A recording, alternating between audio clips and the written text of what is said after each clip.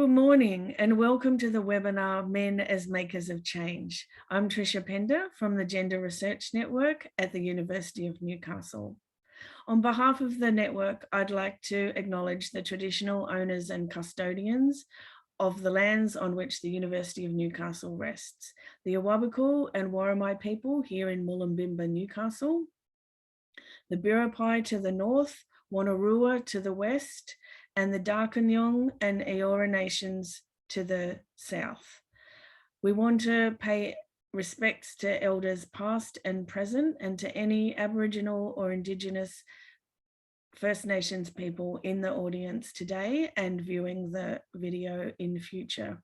This always was and always will be Aboriginal land.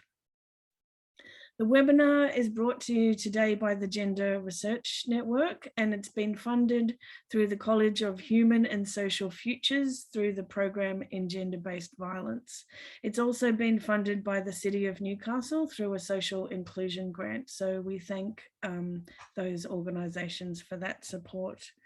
Men as Makers of Change will be recorded today and it will be available for future viewing on our website, 16 Days of Activism Newcastle.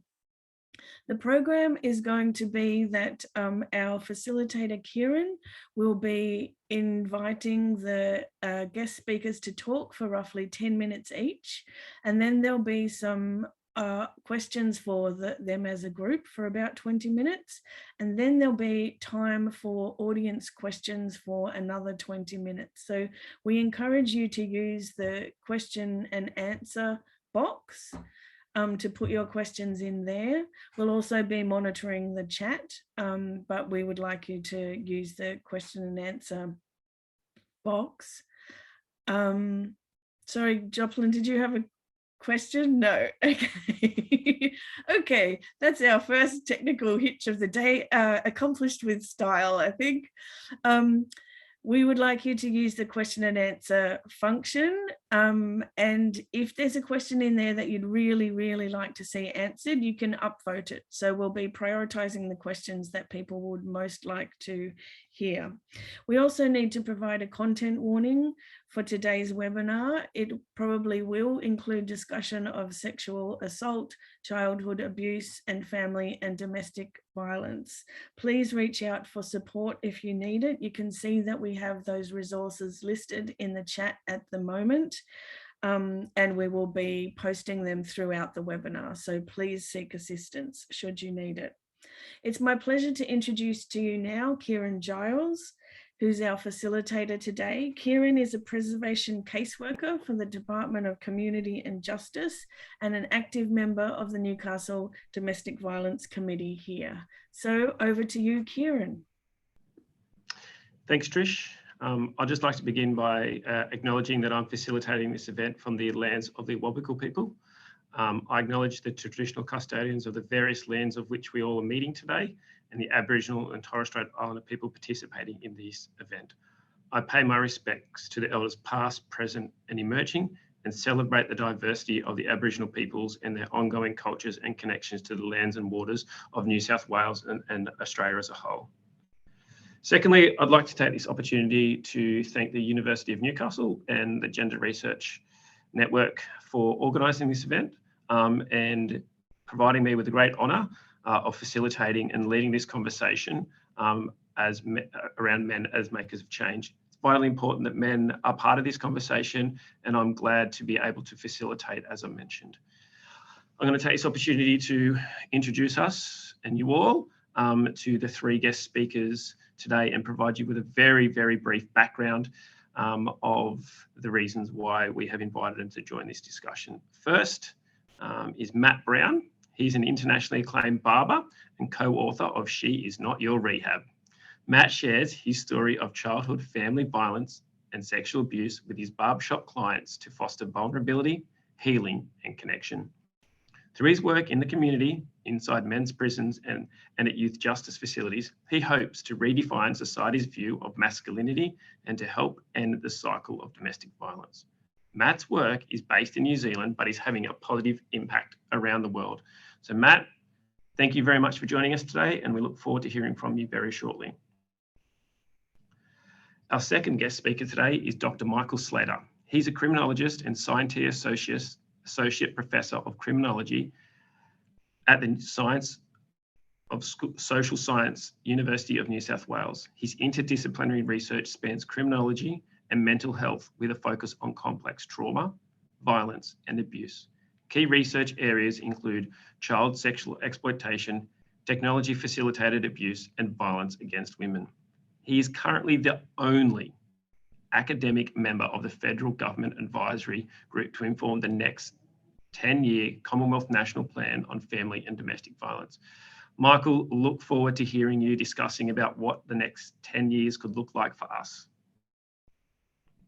Joplin Higgins is our third and final guest speaker today. Joplin is the director of Joplin Lawyers. She primarily represents family law clients in complex cases involving family violence, sexual abuse, and property matters. Joplin is a vocal and dynamic advocate for increasing awareness of the prevalence of domestic violence in the community and a vigorous believer in the necessity of rehab process for the perpetrators of domestic violence.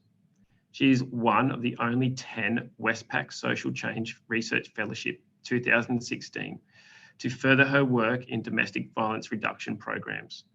Joplin is internationally recognised as a fearless leader and vocal dynamic advocate for domestic violence awareness. Focused on making a difference, she's tackling the issues of domestic violence differently. Once again, Joplin, I'd love to hear your views on tackling this issue differently, because that is what we're here for today. So without ado, everybody, I'd like to welcome Matt Brown to talk to us. And Matt, the first question we'd love to hear is, She Is Not Your Rehab is the title of the book that you've written with your wife, Sarah. Could you tell us a little bit about this book? Kia ora, talofa. Thank you for the beautiful introduction, Kieran, my man. She Is Not Your Rehab. This is a story, not just my story, because my story is a teardrop in the massive ocean of domestic violence that happens in our backyard. But this book was focused on it was our invitation to my brothers, to men out there, that yes, your childhood trauma wasn't your fault, but our healing is our responsibility. And so we need to take ownership of the things that have happened to us, because what we do not transform, we will transmit. And it's usually on our most vulnerable, which is our children and our partners. And so for me, I was born here in New Zealand. I was raised in Auckland. I was born in Auckland, but raised down here in Christchurch, which is where I now reside. Come from a family of 9. And so family violence was a normal part of our everyday living. My first experience of domestic violence was at the age of 3, witnessing my dear father pick up the Christmas tree around this season and smashing the shit out of my mum with it.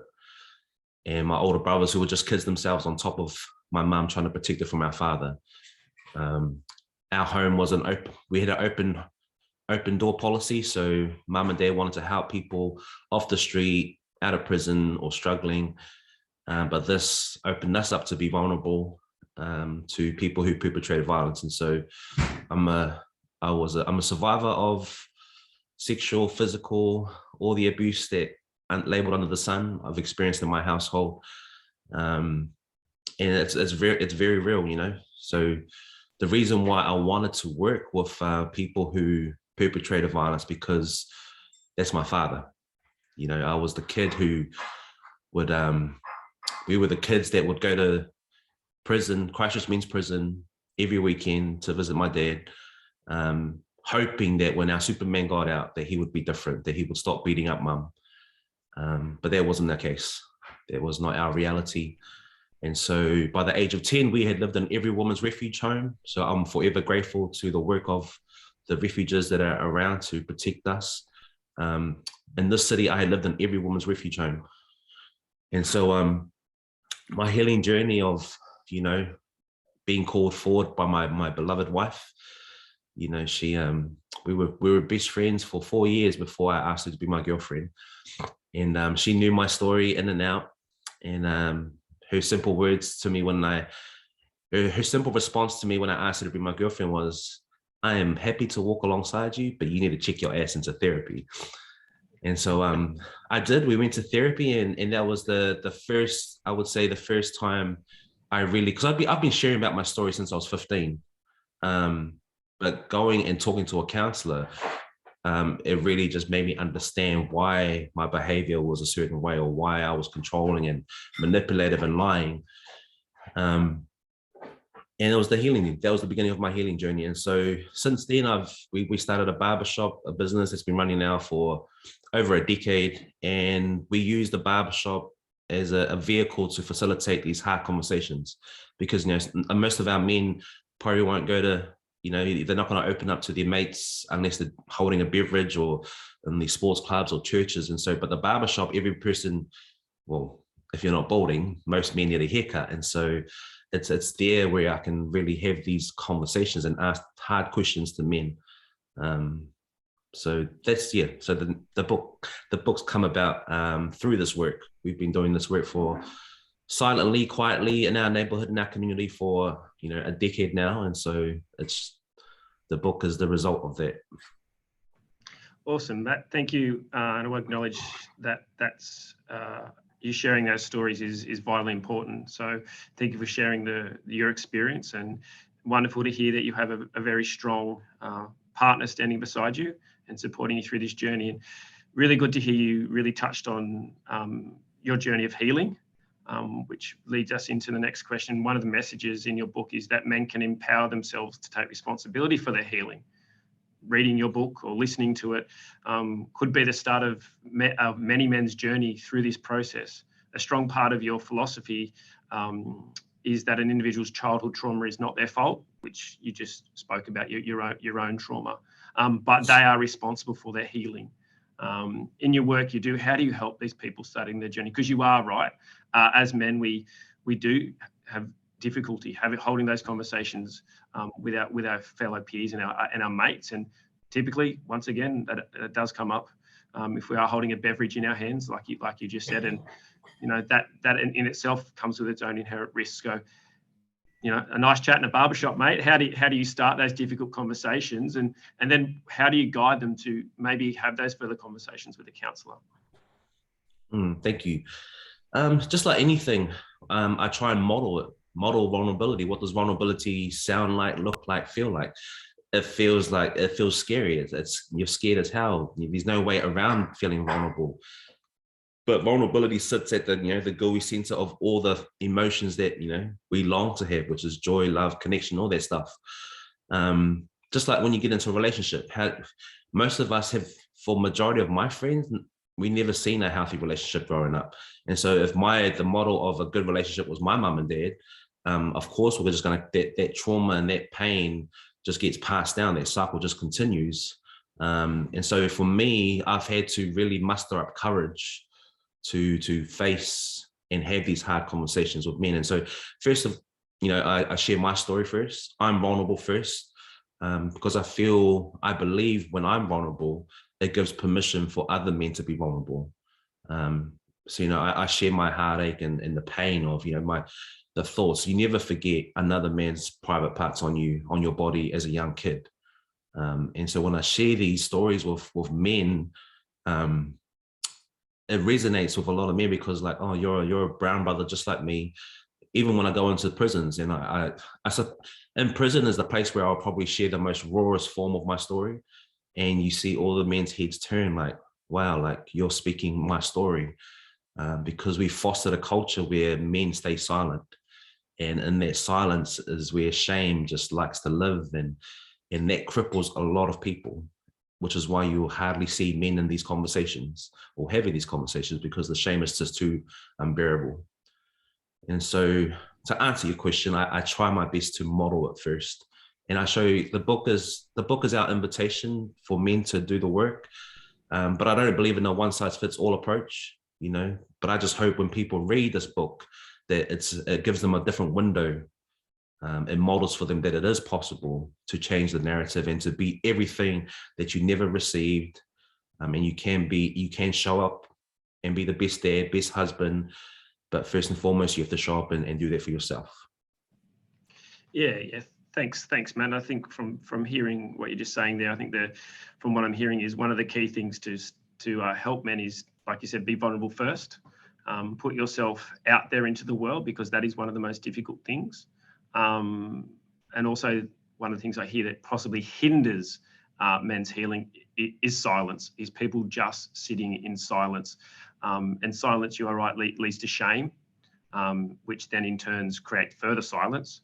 Sometimes we need someone to be brave and strong to say that first word, to share their story, and to provoke that conversation. So again, thank you for being extremely vulnerable every day. It sounds like you're very vulnerable. You've shared some of your story with myself and with everyone that's here today, and who would look at this for however long this recording is available. So thanks, mate, for putting yourself there. Hopefully, just this one brief conversation with me today will help facilitate further conversations between, other brothers, other men, because we want to end this cycle of violence. We want to be part of the change, and part of that is opening up.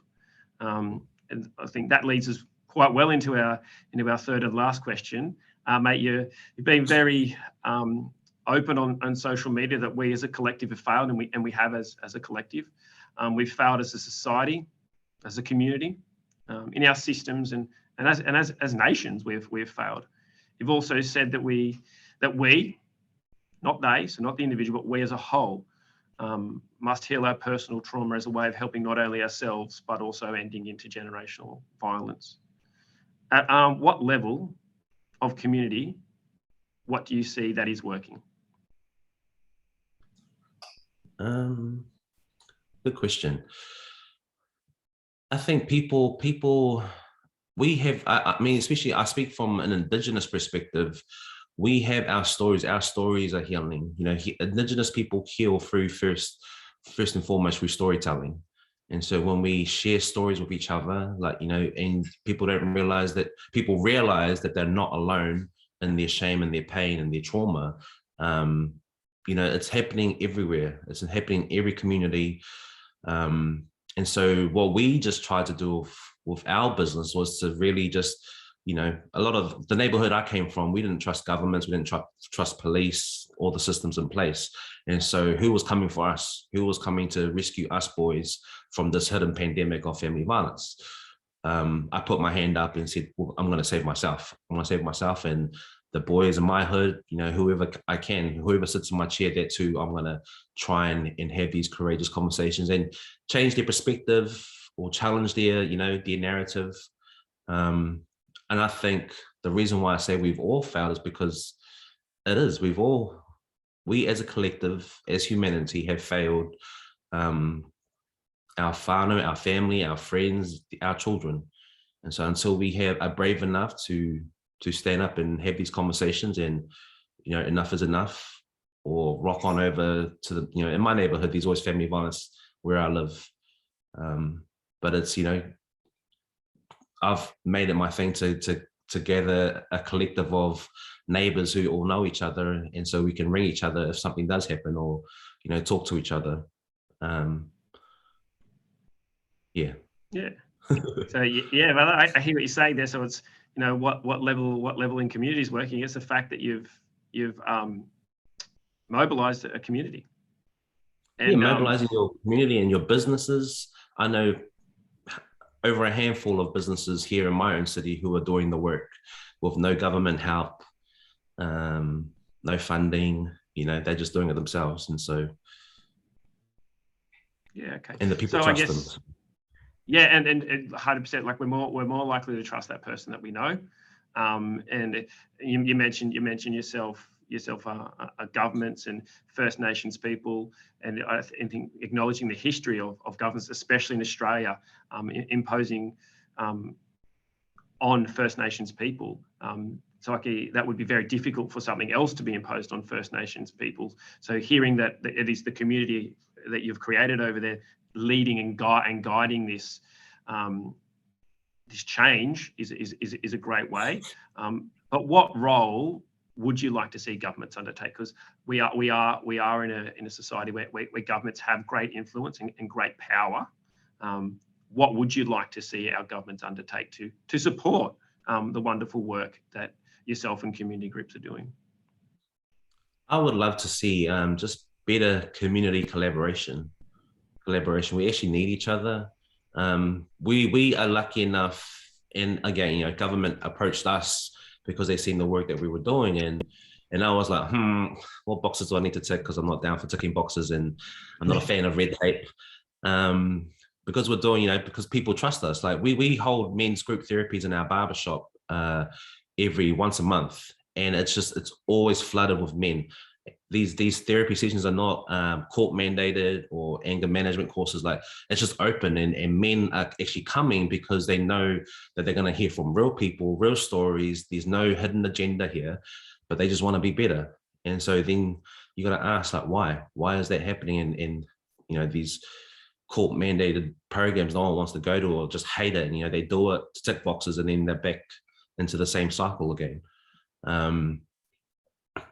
We are lucky because we work with an organization called It's Not Okay, with the Ministry of Social Development here in New Zealand, who have seen our work and have just come along and just supported us. Like, whatever you need, Matt and Sarah, you know, we're happy to support you guys.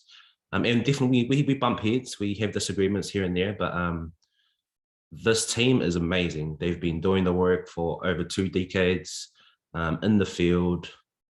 OG feminists, you know, just tackling that patriarchal toxic culture, but with gentle kindness and empathy.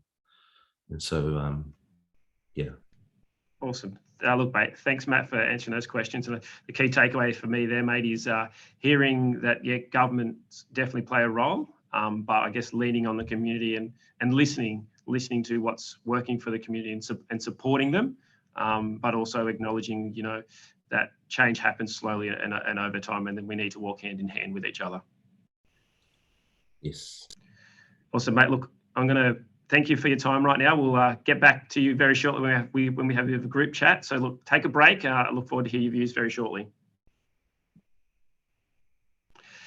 Like I said, that's Matt Brown. Thanks for your time, Matt. Now I'd like to welcome Dr. Michael Salter to the chat. Michael, your first question: the tree of prevention framework shifts violence as a behaviour to violence as a social practice. This shift in perspective allows the acknowledgement of sites of risk, but also identifies potential areas of prevention. Could you please explain the tree prevention model for the audience today? Yeah, no problem. I mean, first, I actually just want to pay tribute to Matt and Sarah's work. I mean, I've admired She Is Not Your Rehab from afar for a really long time. And Matt, it is absolutely amazing just to hear you talk this morning, and you're such a wordsmith. And, you know, often we really struggle to kind of find we feel like we struggle, like find the language to talk to men and boys about these issues. And then just what kind of rolls off your tongue is just so impactful. So I just really want to acknowledge that.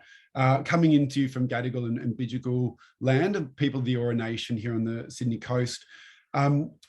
Yeah, so the tree of prevention was a model that we developed. We were looking at, I guess, the different sorts of work that's being done in the anti-violence space. So we've got the tertiary interventions, which is working after the fact with people that have already been victimized, with men who have already committed offences.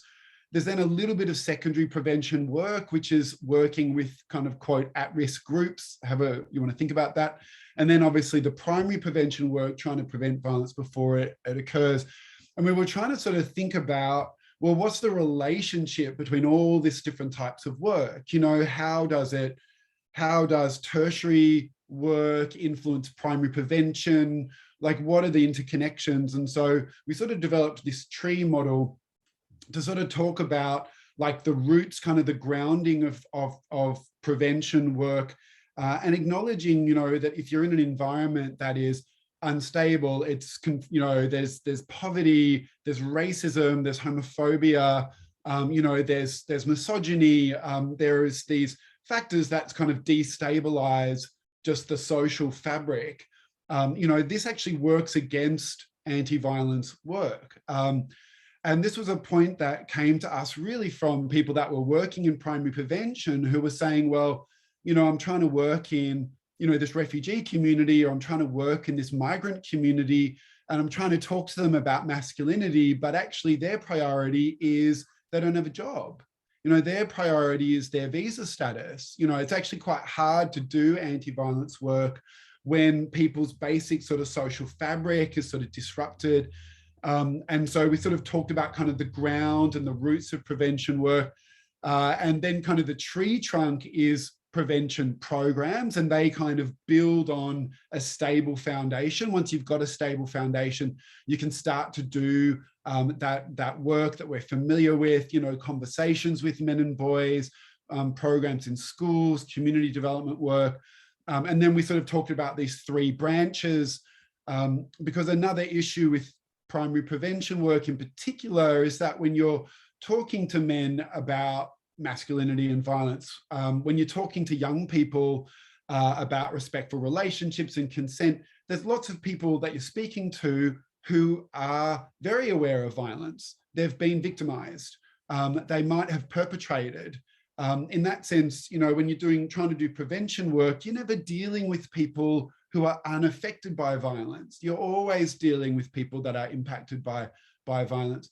So then it's really important that there's pathways to supporting people who have been victimized. So there's actually referral pathways that work and support them. There's also pathways for people who have perpetrated violence. And then kind of the third branch was that community work, recognizing that, prevention work is not one size fits all. Prevention work has to be really attuned and attentive to, the community context, to the histories of communities, to community needs. So that was broadly sort of the tree of prevention.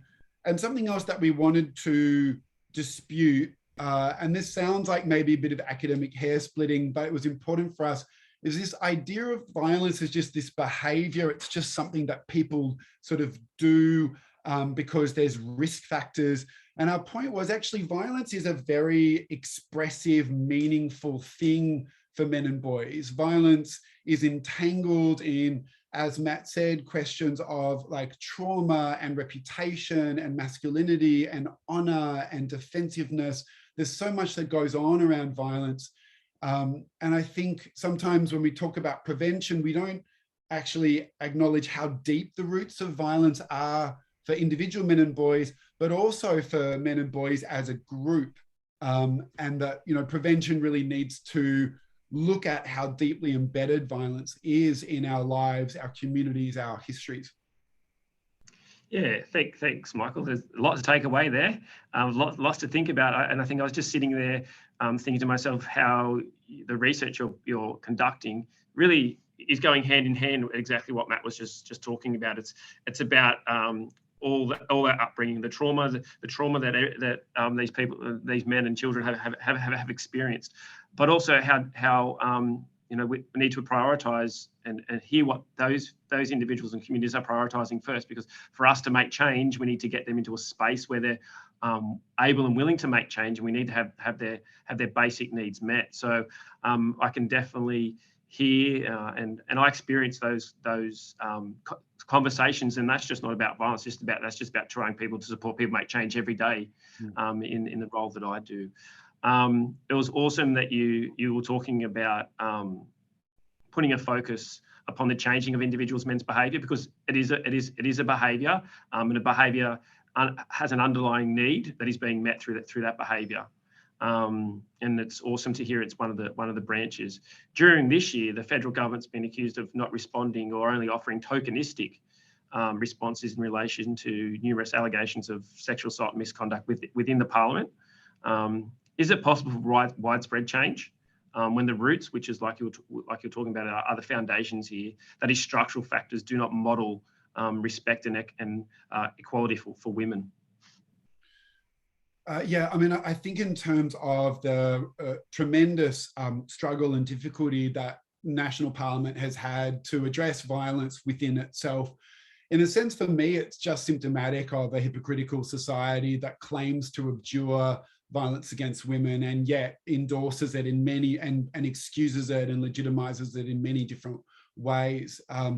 So, I think it presents us with a number of challenges. Change change does need leadership.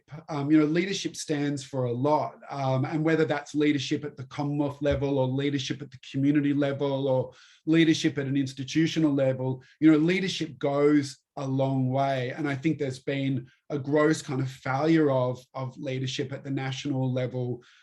That's not to say that we can't make progress in the absence of that leadership. There's other types of leadership that drives change.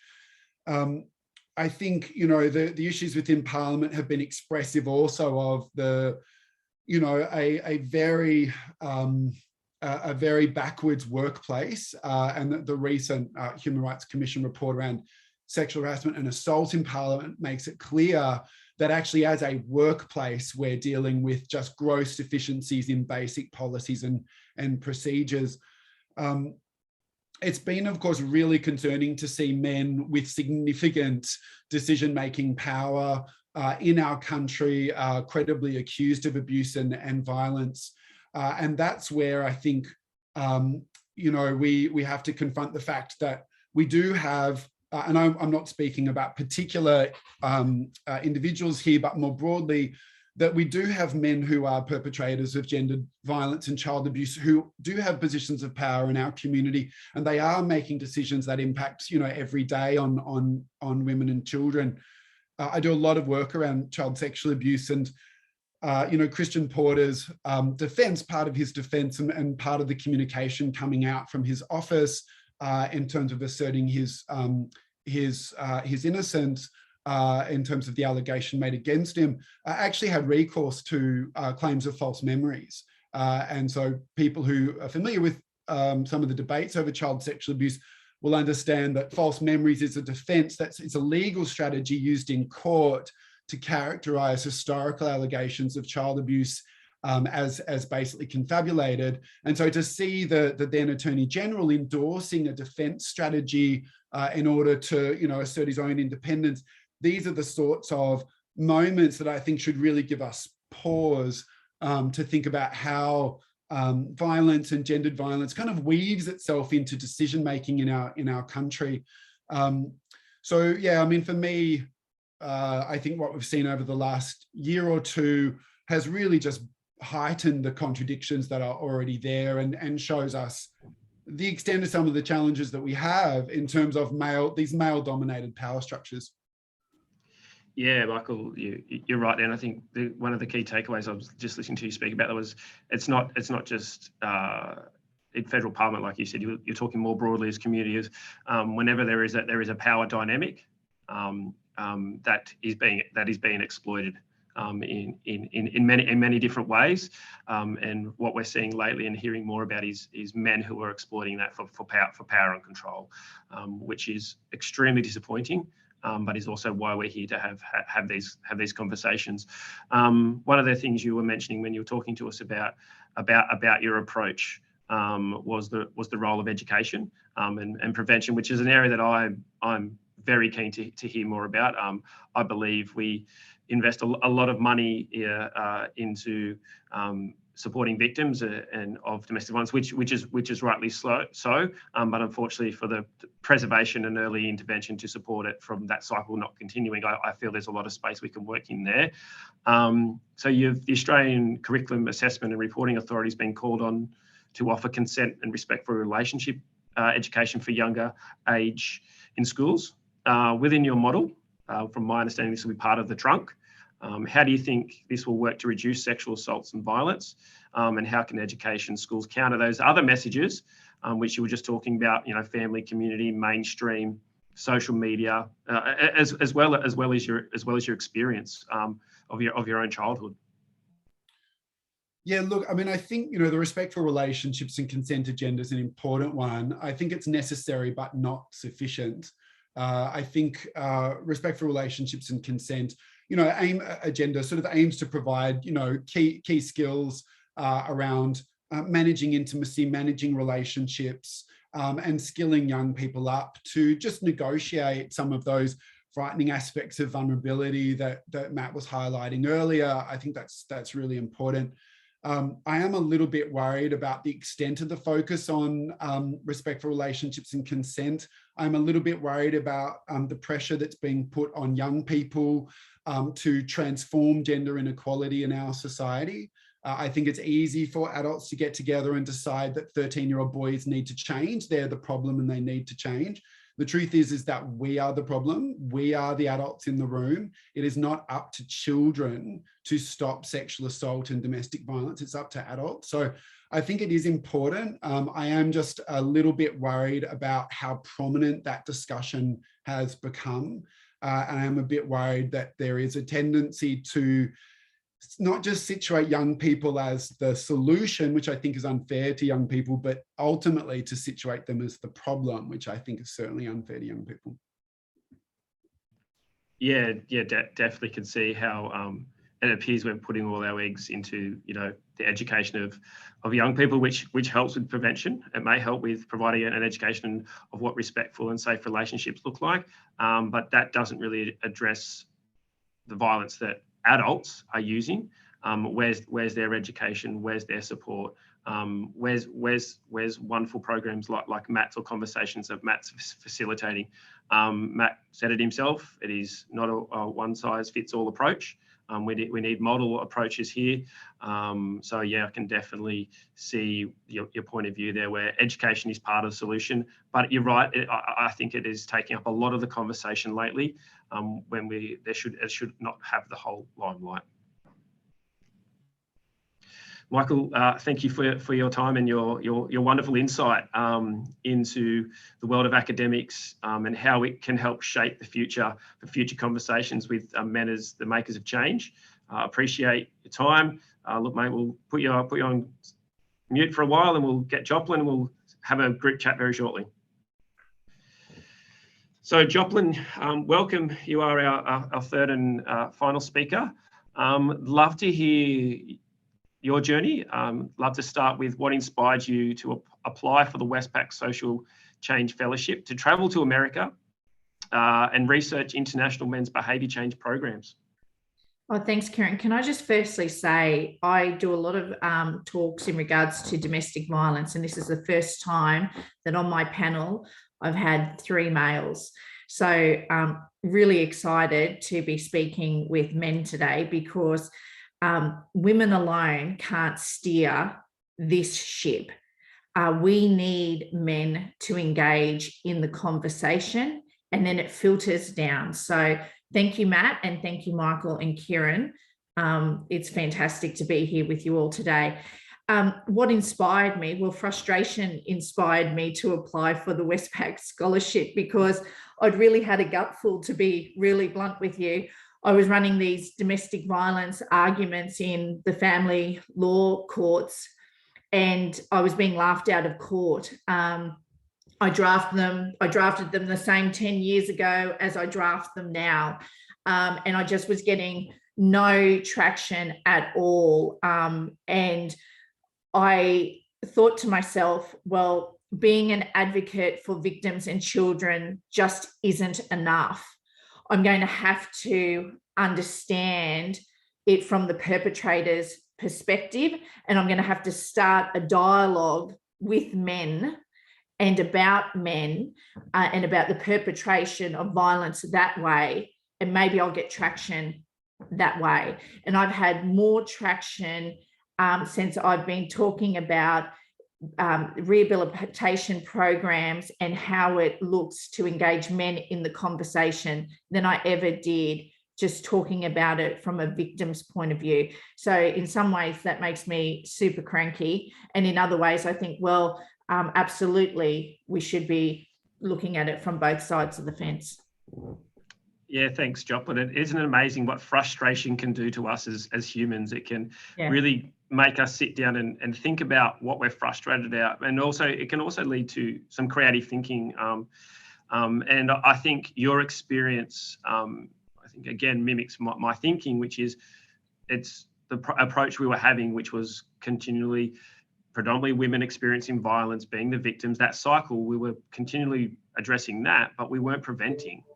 So thank you for leading that charge in this space. and helping to support men like myself and Matt have these very difficult conversations with each other, and I guess calling us to arms to say, hey, lean on your mate next to you and have these conversations. From your research, what would you implement in New South Wales that is available overseas? And how will this lead to better outcomes for perpetrators, as well as victims and survivors of family and domestic violence? The first thing that I would do is I would make it an option for the courts to order the perpetrator programs.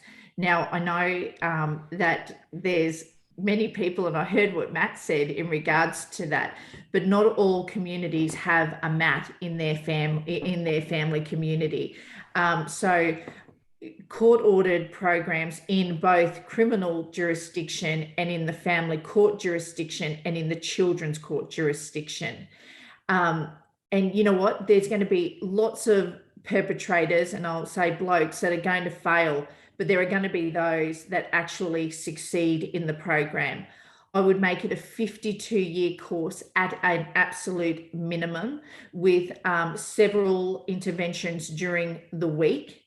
And then I would implement the Israel approach, which is the men are taken out of the house. So the children and the women live in the house free of violence, and it gives them time to exhale. The men then are in the program. So in a rehabilitation program, it's in-house. They're going to work, but they're looking at their understanding of gender stereotypes, as in you get up and you do the washing up and you do the washing and you do this. This is not a woman's job. Then I would have, like, this is ideal world stuff, Kieran, but you know, you asked me, so I was like super excited because I could really do this. I'd have all the services together like they do in Denver. So in Denver, when I went over there, they had been left a massive 5-acre block in the middle of town. So they built a magnificent building. They have the prosecutors, or the DA, they have psychologists, psychiatrists, men changing behaviour program, you know, FACS or DCJ, you know, they have all of the facilities all in one. So all of these services are interacting with each other, and it's not a stretch. So we get away from that silo approach that we have over here, and they share information. It's still protective of people's right to confidentiality, but it also allows for services to be aware of what might be coming. And then I would make sure that all psychology and all courses were trauma informed, that they had drug and alcohol counselling, that they had gambling counselling, and that they would have financial assistance as well. So I'd look at that Family Peace Initiative from Kansas. So in a perfect world, geez, we could really smash it if we could do that. Yeah, and I think, you know, you've given us a lot to think about there. But as well as saying, you know, this is the one thing I would like, you're really pulling from your experiences across multiple countries and across multiple approaches. But listening to you right at the end there, you were talking about addressing the underlying needs, which is what Michael just said, challenges that he had saying these conversations, as well as Matt was talking about experiences of trauma. And we know that one size does not fit all. Now, whether we get a consensus and we talk about court programs being mandated and they work, I think the takeaway and what we could think about is what type of course is mandated. And I know from my experience in, like I said, I'm sitting on a Wabakal land right now, there are really a small amount of men's behaviour change programs available. So if we were to take your approach, we would need some really creative thinkers out there, and we would need a lot more people coming on board to having wonderful conversations like Matt, and who's going to be that brave person and who's going to provide that support. Yeah. Which I think leads us into our third and final question. Jess Hill's book, See What You Made Me Do, reported that some women experiencing domestic abuse may be advised by social services or child protection that their children will be removed if they remain in their relationship, only then to be later told by the family law court they will lose custody if their children don't have visitation rights with the abuser or the perpetrator. How would you like to see the family law change to protect women and children in these circumstances? And I think this really backs onto what you're saying about not working in silos and having all different levels of community, society, governments and organisations collaborative working together to give some better outcomes for women and children especially. You know, the problem in the family law courts is that they, and this is harsh, but they just refuse to make an interim decision. And they fall back on the notion of, you know, well, what if I sever a relationship and it's not actually right? Well, that can always be rectified at a final hearing. But sometimes we're there with, there's no physical abuse. So I've got no police records. So I can't substantiate something that's not there, but I've got emotional abuse. I've got psychological abuse. I've got significant financial abuse, you know, which all has a direct impact on children. And it's still this notion that if you don't go to the police station or you don't go to court and you have a photo of a black eye or a fractured jaw, that there's not abuse. There's a lot of training going on in the family court system at the moment to try and better understand what family violence looks like. But there is such an emphasis on the victims and what they need to do. They either need to leave to protect their child, or they need to ensure that the father is having time with the children, so that they're not accused of being an alienating parent. So often, you know, when we're in court, you know, I'm giving the advice, okay, well, if we run this is what it's going to look like. I know that you're not alienating. I know that this is what the evidence is, but I can't get that evidence out to the court on an interim basis. So that's a bit of a flaw. No, it's not a bit of a flaw. It's actually a massive flaw. So that's really hard because it just keeps coming back to the victim. But I just firmly believe that if there is a charge of family violence or an ADVO where it has been entered into, that the court should be able to mandate a domestic violence or change of behaviour program for the perpetrator. And I think that if victims are able to articulate and be able to provide the evidence that's required, then we should just be running those interim hearings with regards to, no, we don't consent to time, and this is why we don't consent to time. Yeah, thanks, Joplin. I think the voice that I'm hearing isn't very well either heard, and it's very difficult to hear this voice, but also valued right now is the child's voice.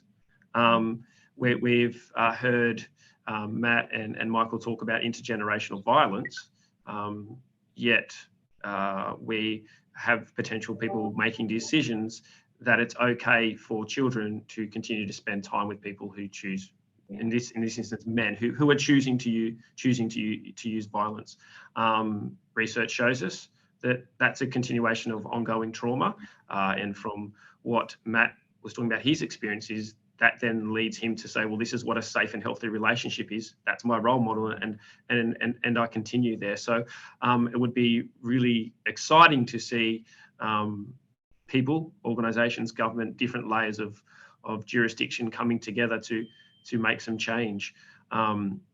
What I am aware of is definitely in the Newcastle area. Not only is there some training, like you said, for the legal system, but police as well are going through an education process to better understand. And this is actually not just a reflection on our legal systems. It's actually a reflection on society. Is we actually don't have a good understanding of what actually family domestic violence is. If you can't see it or you can't hear it, It doesn't exist. And Sorry, I'm just going to be in my little box for a second here. We've just in Newcastle, we've just created a flyer which is just about to hit the community. I don't know if you've seen it yet, and if you haven't, I'll get your copy. Raising the awareness of coercion and control, because they are two words that we do not talk about in terms of, and that's as a society. That's men, women, victims, perpetrators. We don't talk about coercion and control because we don't see it, we don't hear it. So yeah, I hear what you're saying, but part of this conversation also needs to talk about everything that has got to do with domestic violence, not just physical and at times verbal. I just see that there's someone from CJ that says current on the chat that the men changing behaviour programs aren't working, so there's no point mandating them through court. I really disagree with that. I understand that they're really short programs at the moment. But that's all we have in Australia at the moment. It's not the best practice by absolutely any means. It's just not. It falls so far short of what best practices are. But it's an engagement of perpetrators, and we need to be engaging their voice in the system.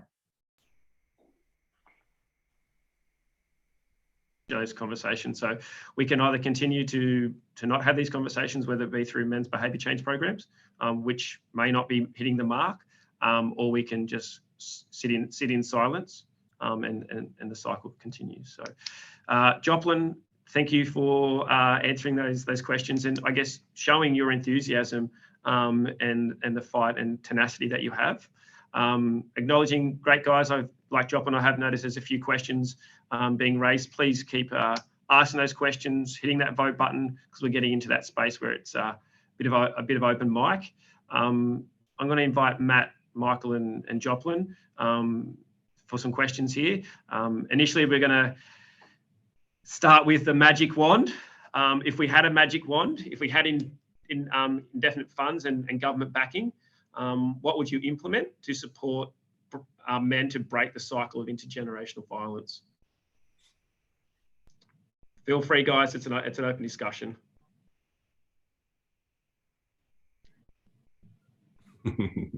Yeah. I do what I said. I think that if we could make the programs longer. When I did my research paper, I ranked every single men's changing behaviour program in Australia. The programs that got back to me were the First Nation programs and what they are doing and how they're engaging, which is culturally appropriate. But the other programs, I think it was only 2 of them got back to me. They just wouldn't engage with me in regards to a conversation, which I would have thought would have been really important for them. So there needs to stop being this us and them. And there needs to be a united voice in regards to what this looks like for our community, both for the victim, but also for the perpetrator, but most importantly for the kids. Matt, I heard a bit of a chuckle from you there, Matt. So if you had that, in different indefinite funds, you could just throw, and money, let's be honest, money is not the answer. We know money is not the answer, but where could we start? If we had the government backing, which it sounds like you have, and the support, where do you think we could start? I would honestly start with they need to the education system. They need to have a subject that teaches empathy, compassion, like just the human-based skills for our young kids. Because boys, no one's born a perpetrator. No one's born to perpetrate violence. That's stuff that's learned, and we talked about shame and trauma and all that stuff.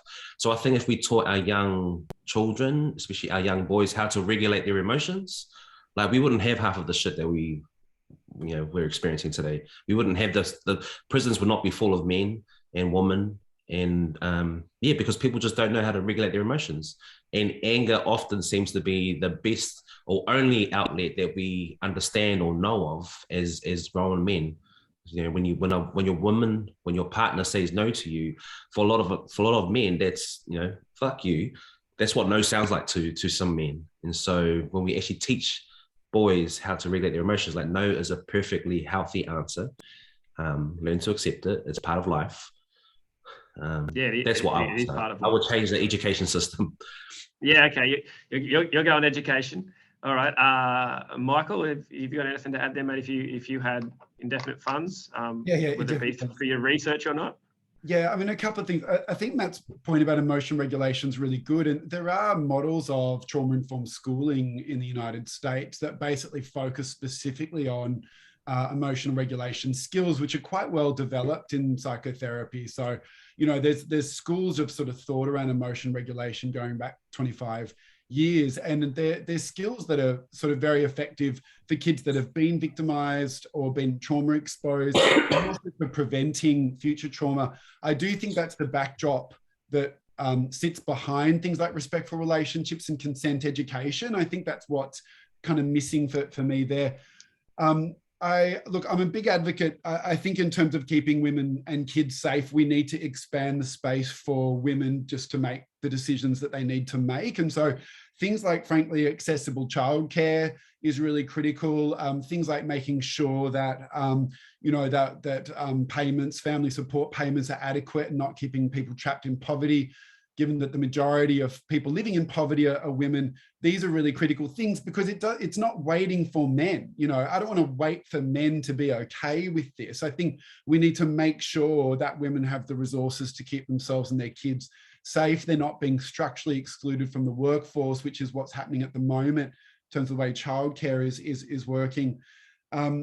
And last but not least, you know, I think, you know, much more holistic early intervention services for families, particularly young parents and first parents, and, you know, working with a guy around his first child and first pregnancy, and doing that in a really holistic kind of way. It's not punitive, you know, it's not stigmatizing. It's just about supporting him to be a good dad.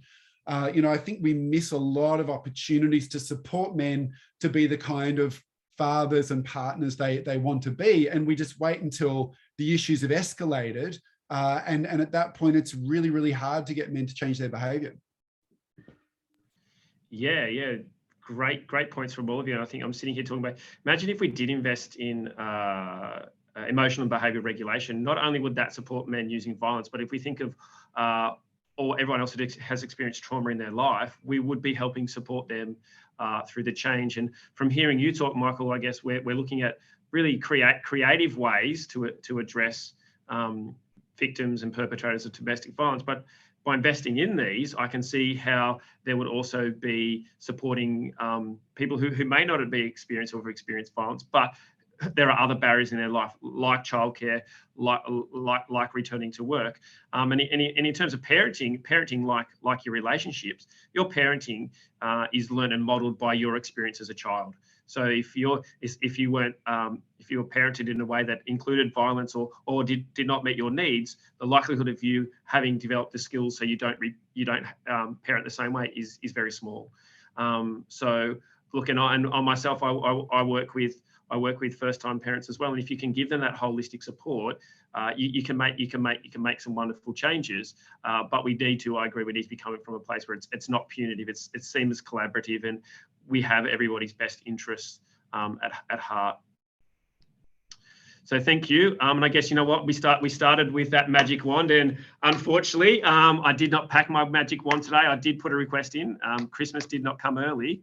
I guess if we had finite funds, which is typically the space we need to work in, and from your own experience, working in this field and your own personal experiences of your upbringing, what would you prioritize for the first thing to be funded? I would love to do them all, because I can see how they can intertwine and make some great societal change, like I said, not just in relationship to violence. So what would be that one thing if you had to only pick one, and borderline possibly on a shoestring budget as well? What would you do? Look, I mean, I'll jump in, and Joplin and Matt have both touched on this, but I think we've got issues with the way actually that governments are delivering services around this area. I think we need place-based service provision. We need holistic service provision, where instead of people like jumping between a million different centres and services and systems to get their needs met, whether they're an offender, whether they're a victim, that it's place-based and it's community-driven. And I think, you know, I'd really love to see governments commit to much more holistic models of place-based care and intervention, but also invest in community infrastructure. You know, when you work with communities around these issues, you know, there's just incredible innovation, there's incredible insight, there's amazing ideas that would never frankly come from a government department, with all due respect to government departments, and yet they're just struggling for resources, they're struggling for a foothold, you know, these tiny little grants that they get that peter out. So I think we need to see government investing in communities in a lot of different ways. And I think, Matt, I'd love to hear from you right now, because you are one of those community people who, like you said, took it upon yourself, were doing it alone with, you know, with your community around you. And now you have that government support. If you had the option and just a small funding, what would you think the investment should go towards? Yeah, I totally agree, support what Michael and our panel have shared today. All of it, all of the above. Yeah, just get behind people who are doing the work in the community. That's who the people trust, which I know which is why the government has, you know, jumped on and supported our work. Because I mean, for me, I always just say I'm just a barber. I cut hair for a living, but I have, you know, great conversations that come with that. And so we've just tried to, like, we ran.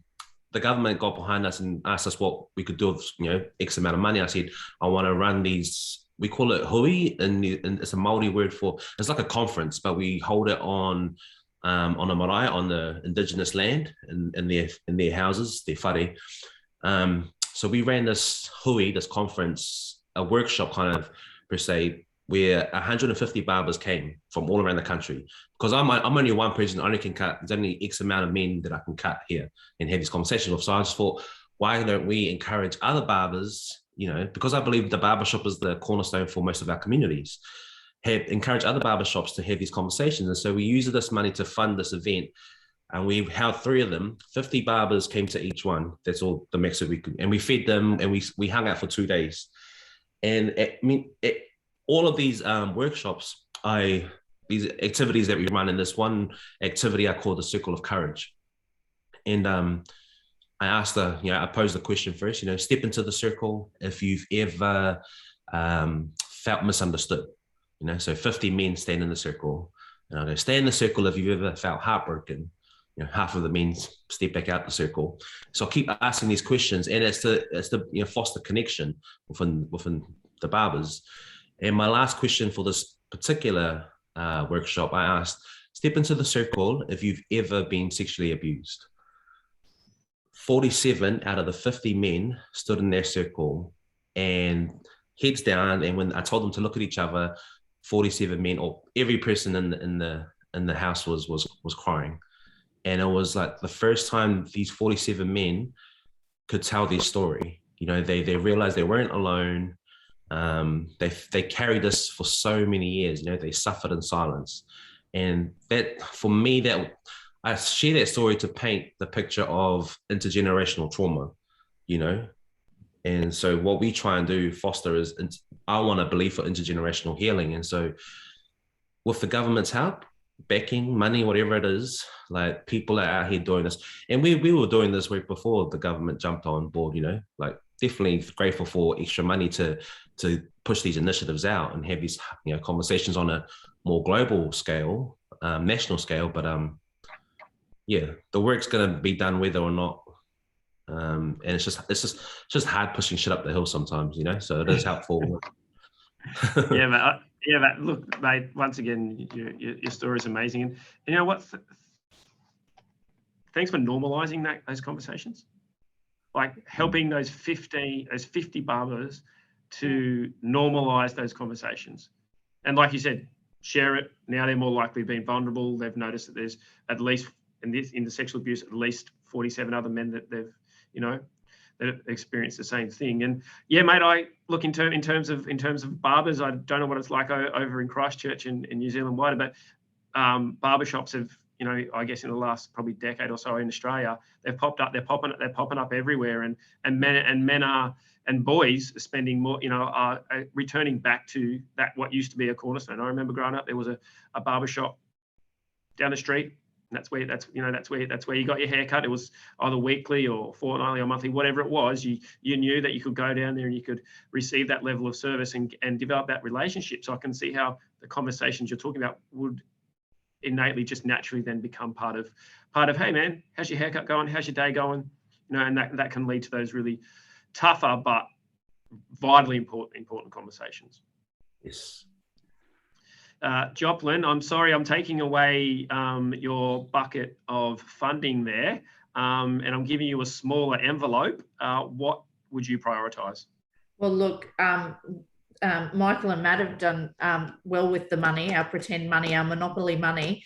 The only thing that I would do is I would make sure that rural communities and regional communities had access to services without having to drive 3 and 4 hours before they can get to services. That's what I would have the government do. Acknowledge the importance of rural community and rural people. And I think that really leans into when you said you sent out a request to Australia-wide all men's behaviour change programs. The services that got back to you were Indigenous. So they're most likely to be rural. Yeah, they were. Yeah, and then that also leans into what Matt was talking about, as well as Michael, of the roots and the community base is where where this conversation starts. So if we're going to do that, our communities don't reside around our population, where our massive population are. Our community and acts of violence, they occur everywhere in multiple communities, in multiple houses, behind doors, out in public. So just having the money in our bigger cities is not going to help. It needs to be Australia-wide. So look, guys, thank you for your time today and answering, I guess, the last 2 questions from myself, as well as the 3, I guess, specific questions based on your wealth of knowledge and experience. I'm going to hand over to Trish and the team from the Gender Research Network to ask some questions from the people who are joining us today. And again, thank you for the time. And thank you for this opportunity to facilitate these wonderful conversations. Thanks, Kieran. Yeah, thank you, Kieran, for facilitating that. That was fantastic. We have some questions from the audience, but you can also, in the audience, you can keep them coming. We've got 6 at the moment, and we've got a little bit of time to deal with this. I'm going to go with one from Kelly Payhoper first, because it talks specifically to Matt's experience with the barbers, and I love the story of the 150 barbers gathering together, and your example is so incredibly moving, Matt. It's being really appreciated in the chat. So Kelly writes, Matt's story is so powerful and so uplifting to hear. Is there any chance of Matt's barbershop having franchise-like barbershops in other cities where other barbers can reach other men in other communities through hairdressing? Of course, this would mean providing the same support that Matt and his team do on an individual one-on-one connection and community.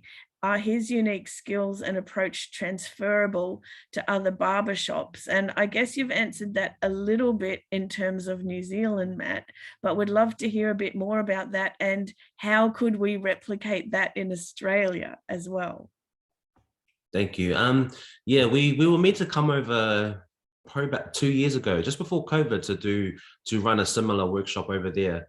We want to, I mean, and the thing is, like, all the barbers, so that story of me sharing with the 47 men, like, that was surrounded by, we were surrounded by therapists and counselors in the room as well. So it was a safe environment to do that.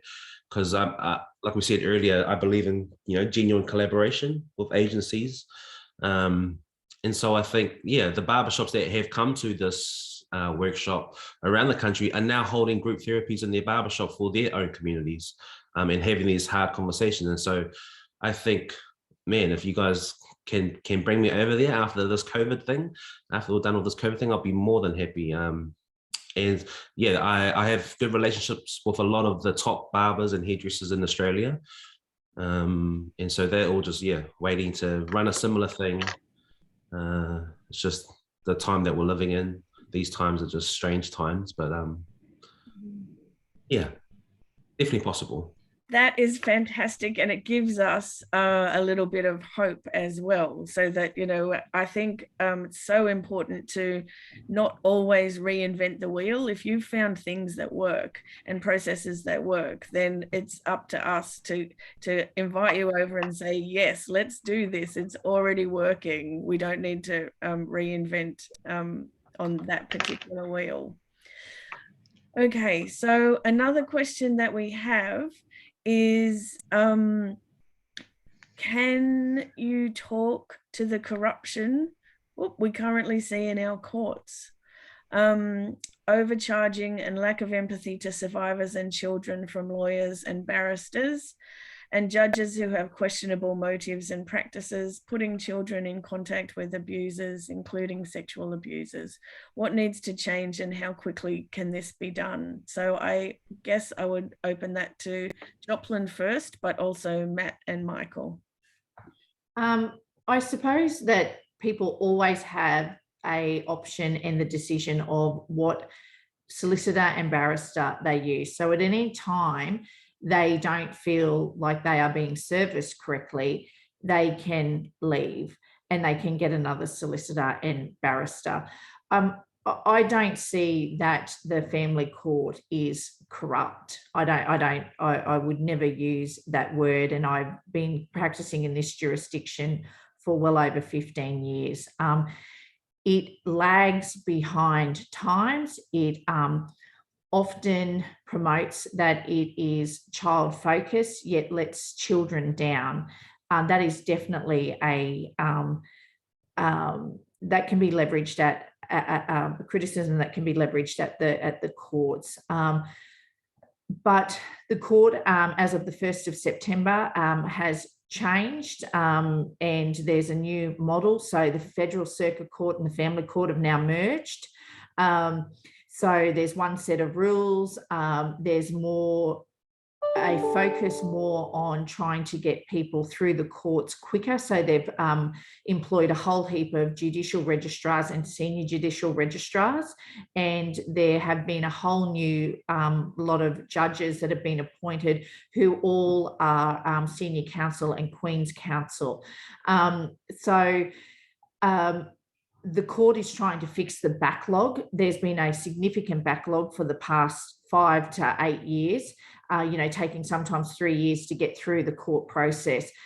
They're trying to get people through the court process at the latest of 18 months now. But in saying that, I have a bit of difficulty with that, because sometimes you do need that time to get your evidence, to make sure you've explored everything. So we'll just see how that goes. But all court systems are a flawed system. Sometimes justice just does not get it right. If you're the way that you, as a person that's going through those processes, is you choose your lawyer, you choose your barrister, and if you're not happy, you go elsewhere. Okay, great. Thank you, Joplin. I noticed in the chat that Michael has made us aware of the fantastic fact that he's aware of at least one barbershop-led initiative here in Australia running in rural Victoria. So we're going to obviously have to reach out to them and find out what's happening there and try and get all of these resources together. So that's good that that is happening to some extent here. There's a great question from Fiona saying, Matt, we can easily imagine how your barbershop and workshops could create a trusting atmosphere in which people could feel safe to disclose. But how do you create a supported and safe environment within prisons?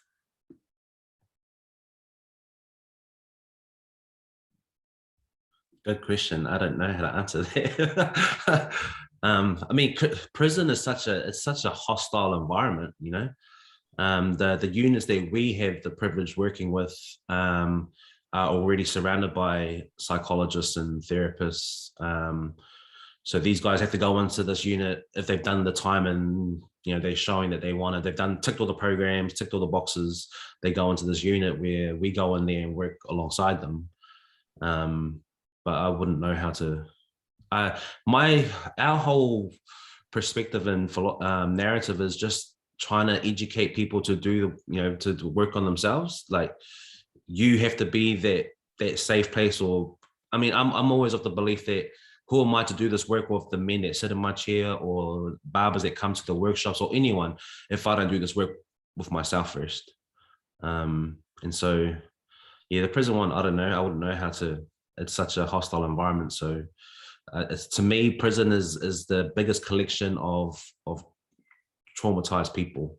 If you want to see the most traumatized people, go visit prison.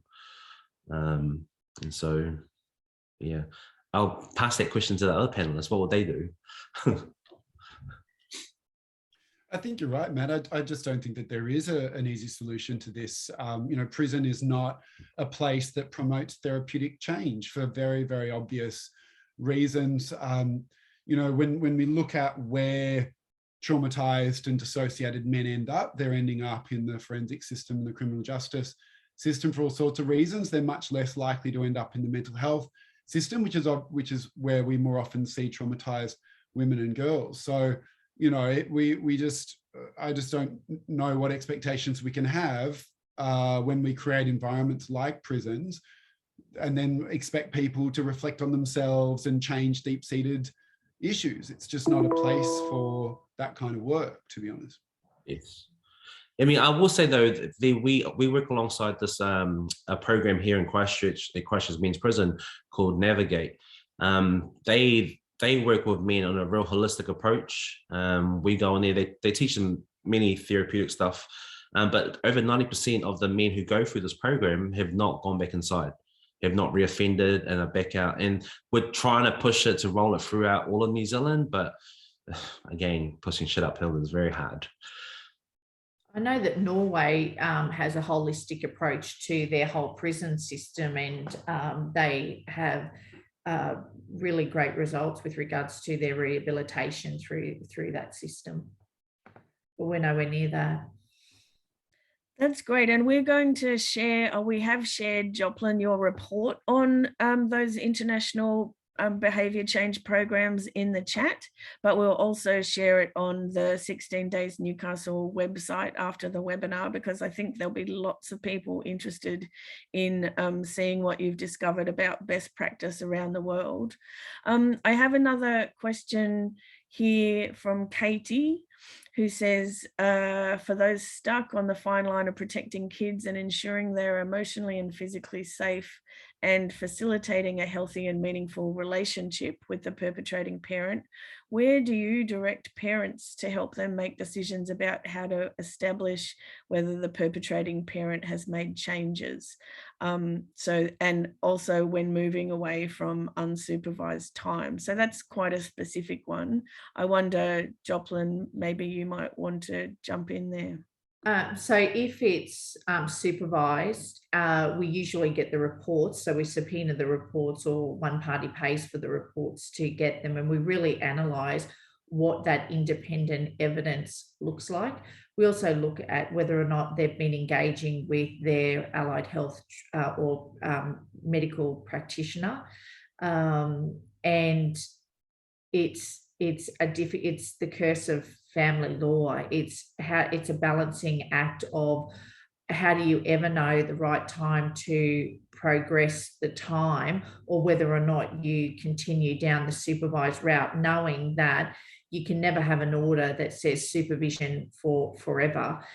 Usually they end in a no time case. So it just depends on the individual case and what evidence we can get, whether there's been further issues with the police, whether they've done courses like parenting after separation, caring dads, those sorts of things. But it's very, very rare that you have a perpetrator that engages on that level. Often, the family court process really is just another arm of perpetration of violence. That is extremely disappointing to hear, but it also flows into another question from Diane. She says that her colleague has worked in family violence sector for the past 27 years and has only seen 2 fathers with a history of family violence or sexual abuse refused visitation by the family court. So she asks, what do the panelists think about the mixed message that perpetrators are getting by stage 1 magistrate court making a protective order for the mother and children's safety, and then stage 2 family court awards some level of visitation seemingly unconditionally? So is there anything in that follow-up question that you would like to comment on? Anybody?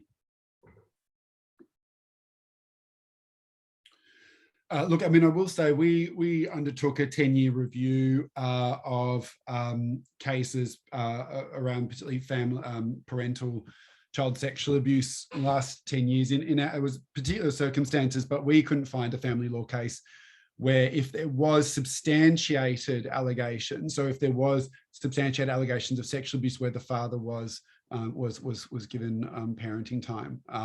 So that was a review of the last sort of 10 years. Which was positive. I mean, I have to say, which was good to see that actually if there was very good reason to believe he was guilty, he wasn't getting any time with his kids. So I think that things have changed. And, you know, I think the family law jurisdiction is incredibly challenging jurisdiction. I don't need to tell that to Joplin or I think other people on the line. Really, really difficult in terms of the cases that come up and not straightforward and not a simple, you know, not a representative sample of domestic and family and sexual violence cases in the community. Nonetheless, I think there's probably pretty broad agreement that we could do with a much more trauma-informed approach in the family law system. And a real issue that is, I think, there's more scrutiny on it now than in the past, is the family court expert writers.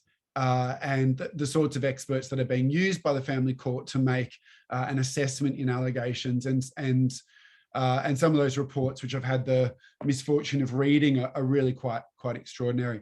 But I'm sure Joplin's got a view on this. Michael, just feeding off that though, those family reports are down the line, and this is my criticism of the court, which is there's those urgent decisions that need to be made before we even progress. Look, with regards to sexual abuse, usually those matters go into the Magellan list, which is a very specialised part of the family court, and there's a process that they try and get through them within 6 to 9 months.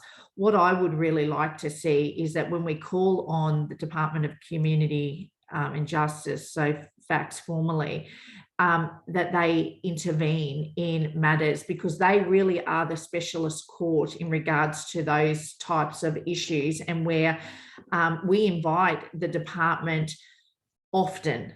And there has been one occasion in the last 8 years where I have invited the department to intervene, that they have. And so this mentality, I think, between the family court system and the children's court jurisdiction is that they somehow don't work together, or you know, that it can just stay in the family court. There are some times where it just needs, the department needs to intervene, and we knock on their door, but they very, very rarely open it. Great, thank you for providing that information. I want to have one last question, which is quite a personal question, and it's from Nico, and it's to Matt. He says, it's odd, but your vulnerability is echoed in by the character Korg in the film Thor Ragnarok. Sorry if I'm mispronouncing that. I'm made of rocks, but don't let that intimidate you. Do you ever use discussion of movies as a way to talk about DV? I ask because it is my 42-year-old son, who I was violent towards, who took me to see it. Yes. Oh, anything. I'll any chance to talk about DV, I'll if I need to bring up a movie. I often refer some of my clients to certain movies to help them understand intergenerational trauma. One particular show that I really like is called This Is Us.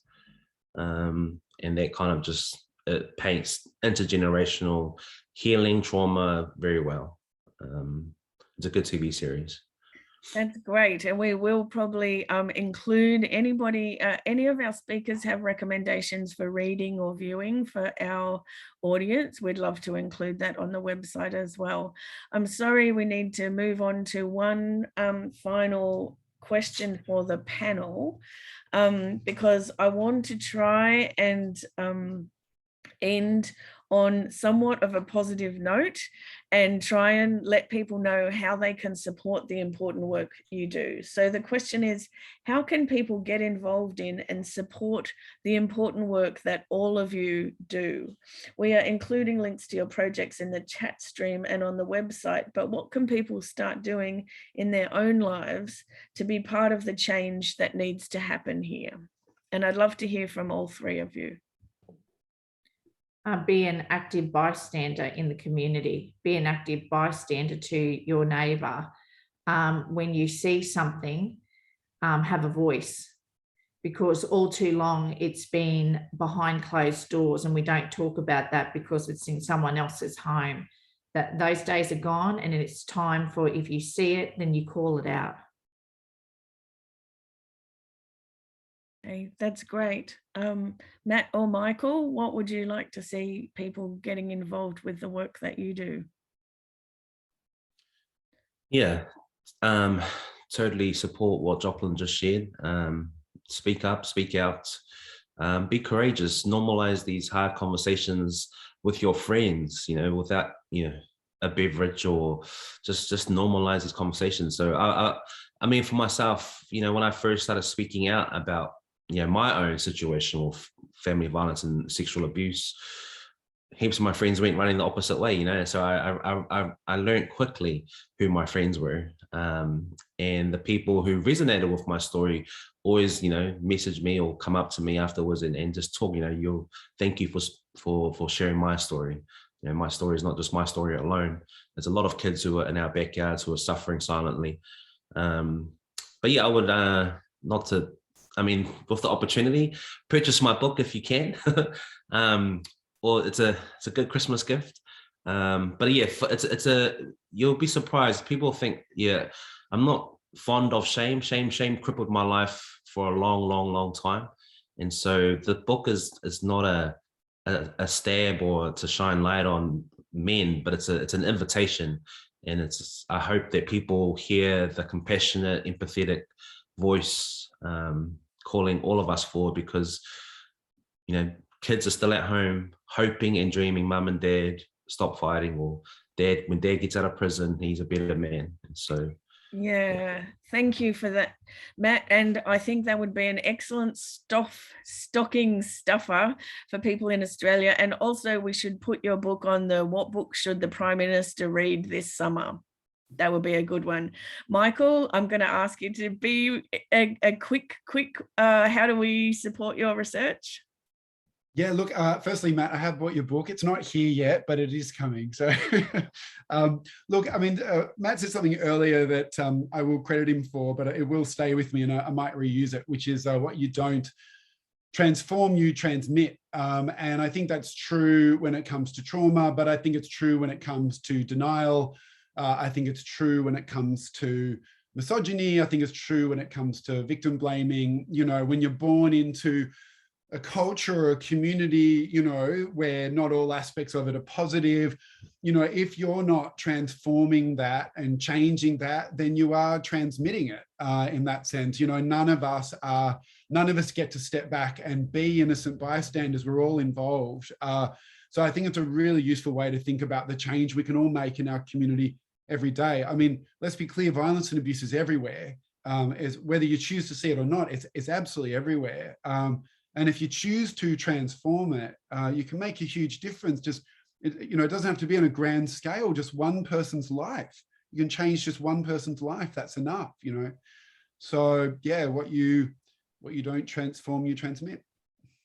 Fantastic. I love that as a final note. I'd just like to thank again the City of Newcastle and the University of Newcastle, our fantastic 3 speakers, Matt Brown, Michael Salter, and Joplin Higgins, Kieran Giles for his fabulous facilitation of the session today. If you've been disturbed and need to consult with someone, we've got the phone lines there, Men's Line Australia, 1800 RESPECT, and Adults Surviving Child Abuse. As I mentioned, we will be putting up the video of this so that people can use it in teaching or in seminars, and we're going to try and provide some other resources. And I'd finally like to just thank the team at the Gender Research Network who helped behind the scenes today, Fiona Witten, Rachel Bond, and Effie Karageorgis. It wouldn't have happened without you, and I thank you for your support. So thank you very much. A final thank you to our speakers, and we are very grateful for your contribution to the conversation. Thank you.